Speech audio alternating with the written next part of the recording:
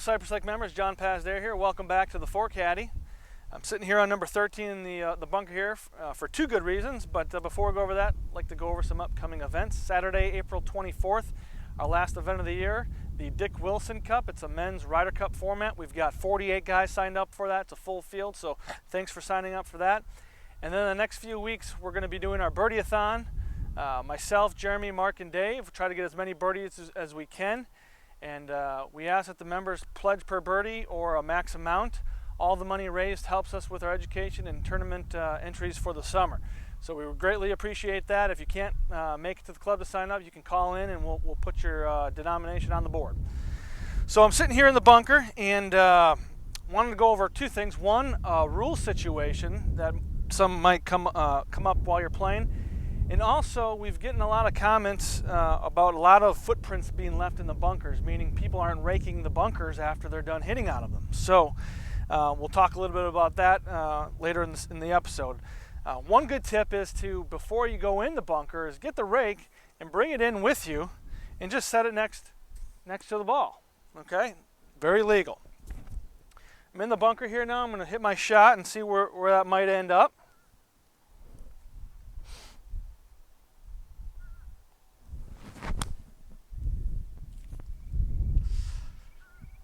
Looks that I hit a little bit too far into the bushes back there, so let's go take a look and see what we got back there.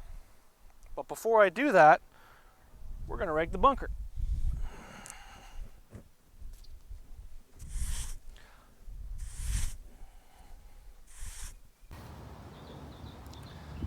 All right, I've hit my shot. I've bladed it over the green out of the bunker, and it's not looking too good. You can see it right down here, and there's underneath a branch.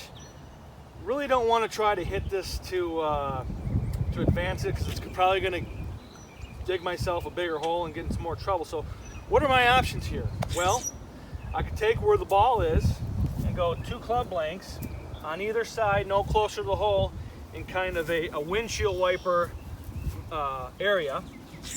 I could take the ball, or the line from the ball to the hole, and go as far back as I want, which will get me over this tree, but I got another tree up above here that's going to be in some trouble, so I'm not guaranteed that shot.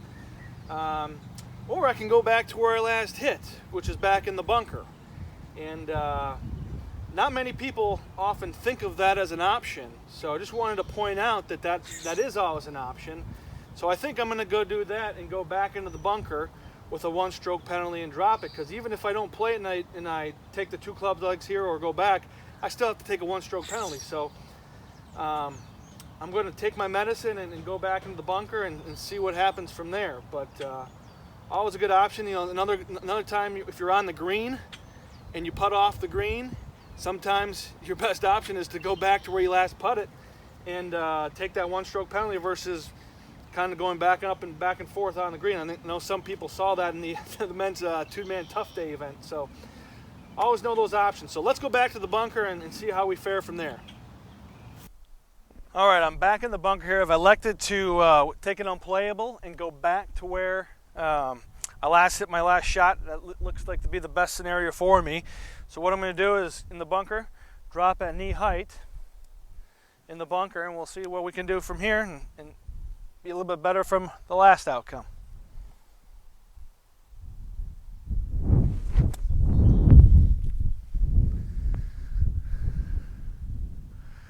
There we go. I've hit it to about 2 or 3 feet. Hopefully I can make that putt and salvage a double bogey, which if I had played it back in the trees, the score could have been much, much higher. So it's always good to know your options.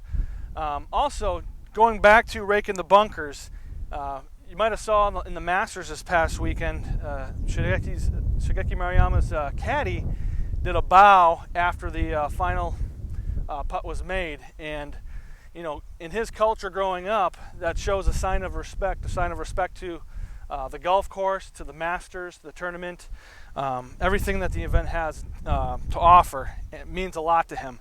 And how does that correlate to here? Well, raking your bunkers